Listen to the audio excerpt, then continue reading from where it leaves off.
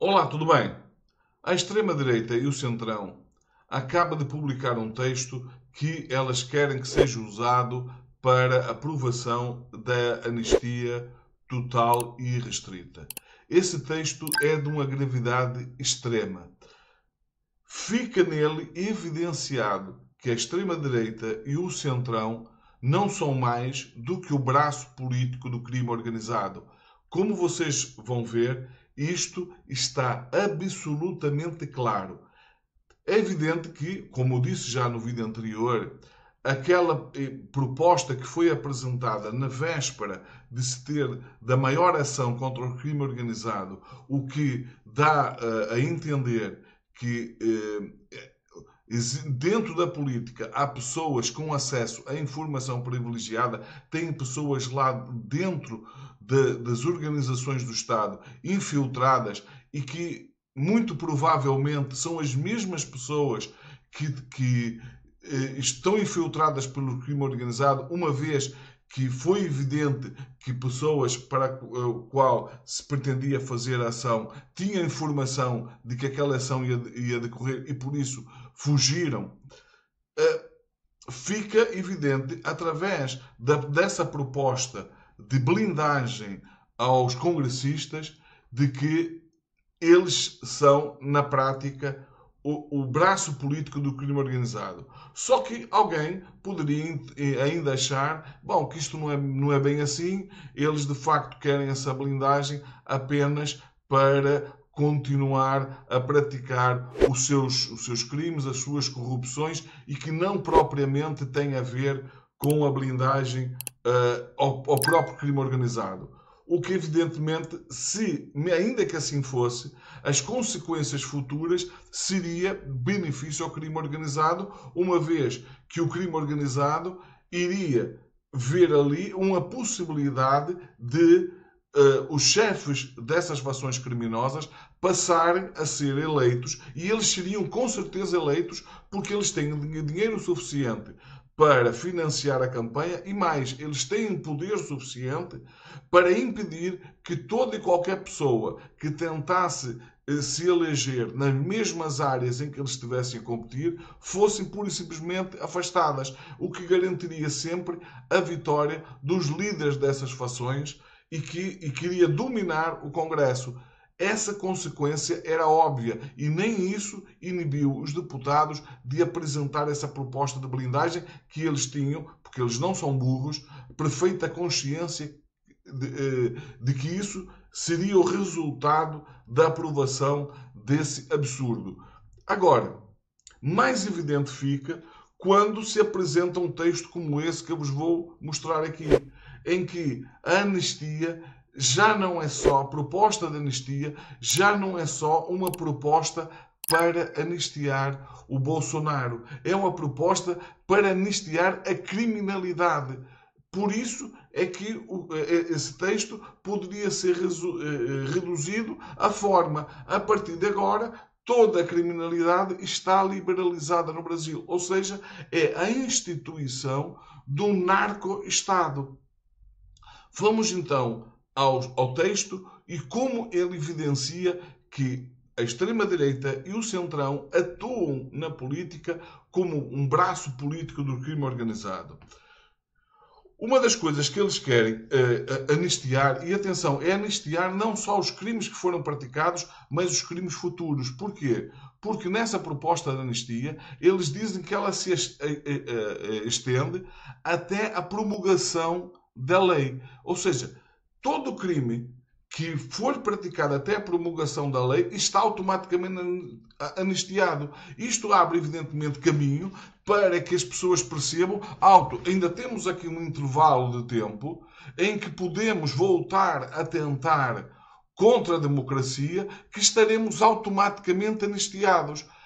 E evidentemente que, passado esse prazo, na prática é o mesmo. Porque basicamente o que é que eles precisariam de fazer apenas? Aprovar um novo texto estendendo ainda mais essa anistia. O texto começa assim: ofensa ou ataque a instituições públicas ou aos seus integrantes está liberalizado. Reparem na gravidade disto. É claro que pode-se dizer, bom, isto eles estão a anistiar aquelas pessoas que fizeram um ataque do 8 de janeiro. Não, mas vai mais longe. Porque uma vez que o ataque também às pessoas está liberalizado, ataque como? Com ataque. Basicamente, o ataque oral, a ofensa, claro que isto já é crime. Mas, uma vez que eles dizem que o ataque às instituições foi destruindo a instituição e o ataque aos seus integrantes não fala, não cria nenhum tipo de restrição, poderá haver ofensa física aos integrantes. Imaginem agora que no outro dia o Flávio Dino entrou num avião e foi agredido verbalmente por uma senhora. Imaginem agora se esta, em vez de ser uma senhora, fosse um grupo de pessoas com força suficiente para ultrapassar os seguranças que estavam ali a proteger o ministro e o agredisse ao ponto de levar à morte. Por esse texto, esse crime não poderia sequer ser julgado e estava automaticamente anistiado. E quem diz em relação ao Flávio Dino, diz em relação a qualquer um dos outros. Repare, o ponto seguinte: descrédito ao processo eleitoral e aos poderes da República. Repare, vocês podem dizer, bom, mas eu posso duvidar do sistema eleitoral e dos poderes da República. Isso é legítimo. É. Só que quando isto é posto nesse texto, não é com essa ideia de que deixa de ser crime você ter as suas dúvidas, porque isso já não é crime. Aonde é que está a gravidade nisto? É que a partir do momento que na própria lei está claro que você tem toda a legitimidade para duvidar do processo eleitoral, ninguém gosta de perder num processo viciado. É perfeitamente natural que as pessoas, aqueles que perderem, se revoltem contra aqueles que ganharam, gerando um sistema de um autêntico batalhas campais, inclusivamente de uma guerra civil. Pode perfeitamente, não existe nenhum exagero nisso, não existe aqui nenhuma restrição em relação às consequências de levantar esse tipo de dúvida, as consequências que elas poderão gerar. E continua. Reforço a polarização política. Você pode dizer, pronto, e o que é que isto quer dizer? Isto o que quer dizer é basicamente o seguinte, é que a partir de agora eles podem ainda incentivar mais a polarização, incentivar mais a guerra de uns contra os outros, incentivar mais, inclusivamente aquilo que eu disse anteriormente, a batalhas campais entre as fações, que isto não será considerado crime. Ou seja, a partir de agora, se essa lei for aprovada assim como está, qualquer motim que venha a acontecer, qualquer situações em que as pessoas comecem a se degladiarem nas ruas, a polícia, na prática, nem poderá intervir, porque isto está previsto na lei. Isto nem sequer é crime. Não sendo crime, a polícia vai atuar porquê? Geração de animosidade na sociedade brasileira. Isto é um reforço ainda daquilo que eu disse antes. Ou seja, não só o reforço da polarização que está liberado, mas que isto gerando uma maior animosidade, levar ainda mais as pessoas a se agredirem mutuamente, isto também está automaticamente liberalizado. Imagina, se houver mortes. Se houver mortes, isto, evidentemente, a partir do momento que a briga, a disputa está liberalizada e não existe aqui nenhum tipo de restrição, o texto está apenas assim, a geração de animosidade na sociedade brasileira pode-se gerar o incentivo a esse tipo de conflito, que isso não será crime. Portanto, ainda reforça mais aquilo que eu disse anteriormente. E depois, como eles ainda admitem que possam haver situações que eles não previram, eles ainda abrem mais o leque. E o que é que eles dizem? Situações de natureza semelhante. Ou seja, aqui já abriu geral. Ou seja, aquela ideia de levar à morte de pessoas como consequência de tudo isso, está liberalizado.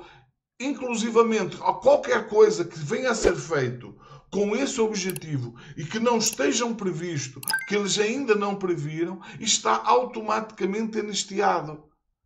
Isto é de uma gravidade absurda. Só que agora vem o pior. E é onde fica ainda mais evidente de que estamos a falar de pessoas que estão a atuar na política como um braço político do crime organizado. É que num dos pontos do texto eles admitem a criação de milícias privadas. Em que momento da história é que existiram essas chamadas milícias, embora não tivesse esse o nome, privadas? Foi na Idade Média. Na Idade Média, o senhor feudal, dentro do seu feudo, que é a área que era dele, ele era senhor absoluto. Ele podia praticar qualquer espécie de crime, porque não só tudo que estava ali dentro lhe pertencia, incluindo as pessoas. De tal forma que essas pessoas que viviam ali, que eram chamados servos desse senhor, que não possuíam as terras que cultivavam a terra para esse senhor feudal, elas estavam inclusivamente obrigadas, sempre que necessário, a funcionar como o exército particular do senhor feudal. Basicamente, o que eles estão a tentar restaurar é essa ideia. Agora, eu pergunto, quem seria o grande beneficiário desse sistema?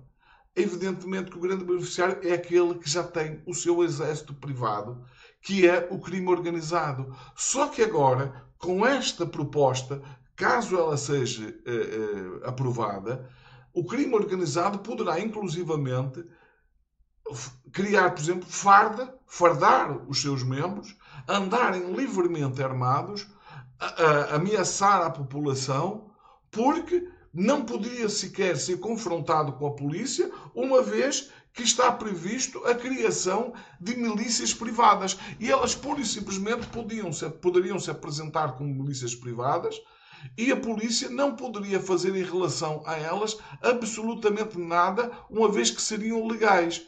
Mas não só. Qualquer pessoa que tenha dinheiro suficiente para criar a sua própria milícia está liberalizado para fazer. Imaginem, isto é basicamente transformar o Brasil num narco-estado onde a lei não vigora. Reparem nas consequências disso. As consequências disso seriam gravíssimas. Desde logo, todas as empresas estrangeiras instaladas no Brasil, elas iriam sair do Brasil, porque quem é que iria querer estar presente num país com este nível de insegurança, em que essa desordem fosse estabelecida nesse nível? É evidente que todas as empresas iriam sair do país, mas não só as multinacionais estrangeiras, as próprias empresas nacionais. A Embraer, por exemplo, ela ia querer sair para outro lado qualquer, porque ia-se criar um clima de instabilidade de tal forma absurdo, iria ser o Brasil ia se transformar num país em guerra permanente entre milícias privadas e com o Estado tendo, nem sequer podendo exercer a sua força, porque na prática o próprio exército ia se transformar numa milícia do Estado, até porque quem é que seriam os líderes de um Estado desses? Evidentemente são as pessoas ligadas ao crime organizado. Então as próprias Forças Armadas, a polícia, iam passar a integrar essa força armada, essa milícia do crime organizado. Reparem o caos que isso geraria, não só no Brasil, mas em toda a região. O Brasil ia ser um país com um nível de periculosidade, não só dentro do seu território, mas exterior a eles. É evidente que se isso acontecesse, eu estou absolutamente convencido que aí sim iria acabar por gerar uma intervenção armada dentro do Brasil para a defesa do próprio mundo, porque ninguém ia querer admitir que um país com as riquezas que o Brasil tem, com o poder que o Brasil tem se transformassem num Estado, num narco-Estado, com esse poder bélico de criar um nível de estabilidade regional e global muito maior do que outros países que já são apontados como países perigosos, como por exemplo o Irão. O Irã é apontado pelos Estados Unidos como um país financiador de organizações narcoterrorismo. No entanto, o Irão tem se mantido dentro do seu território. Imaginem, e é controlado pelos iatolas, não é controlado por fações criminosas. Imaginem um país como o Brasil, que é N vezes maior que o Irão, com a população N vezes maior, com uma força armada incomparavelmente maior, com tudo isto na mão do crime organizado. Basicamente é isto que está a ser proposto por este texto. Não existe em relação a isso nenhum tipo de exagero. Isto não há como alguém entender que o que aqui está não é uma proposta de transformar o Brasil num narco-estado. Bom, eu espero que, se você gostou do vídeo, dê o seu like, dê o seu dislike se não gostou e comente, diga o que você pensa. Para mim é extremamente importante. Esse é um dos vídeos, talvez daqueles que eu mais gostaria de saber o que é que você pensa. Até que ponto você acha que existe algum exagero naquilo que eu estou a dizer. E não se fiquem apenas por aquilo que eu estou a dizer. Ouçam o que está a dizer a comunicação social. Ouçam o que, inclusivamente, pessoas da direita que estão preocupadas com isso, pessoas que não estão ligadas, que tendo uma visão de direita, têm uma preocupação efetiva com o país, porque sim, existe uma direita democrática no Brasil. Ela é minoritária, ela é pequena, mas existe. Porquê? Porque são pessoas que sabem que se esse tipo de extrema-direita, se esse tipo de gente chegar ao poder, elas próprias vão perder. Porque imaginem multimilionários, bilionários no Brasil, com a riqueza que elas detêm, se de repente o Brasil se transformasse nisso, elas iam ser obrigadas a fugir do país, deixando tudo para trás, porque evidentemente essas organizações nem sequer iriam comprar as suas propriedades, eles pura e simplesmente iriam tomar posse. E aqueles que tentassem rejeitar essa tomada de posse por esta organização, elas seriam mortas. Então seria o estabelecimento do caos. Não existe, naquilo que eu estou a dizer, nenhum tipo de estrangeiro. Mas diga o que é que você acha. Se você acha que é exagero, diga o que você acha e vamos abrir aqui o diálogo. Quanto mais não seja, para que este vídeo chegue ao maior número de pessoas possíveis e que as pessoas comecem a discutir, comecem a perceber a gravidade que é manter no Congresso essas pessoas que lá estão.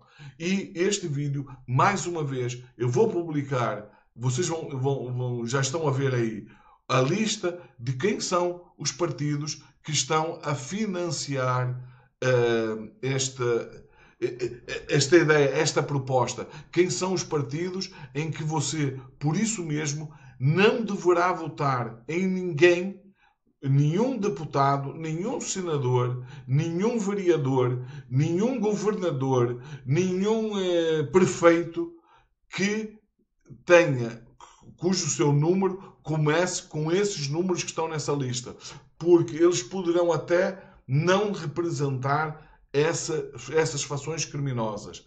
Mas existe uma forte probabilidade de pertencerem, de representarem essas fações criminosas. E, portanto, se existe a possibilidade, vamos nos defender. É preferível que pessoas de bem que façam parte desses partidos fiquem de fora e garantindo dessa forma que os representantes do mal não entrem, do que para garantirmos o direito dessas pessoas de se eleger, acabemos elegendo mais pessoas tornando esse Congresso, que já é o pior Congresso da história do Brasil, em algo de muito pior, em algo que será basicamente o fim do Brasil tal como conhecemos.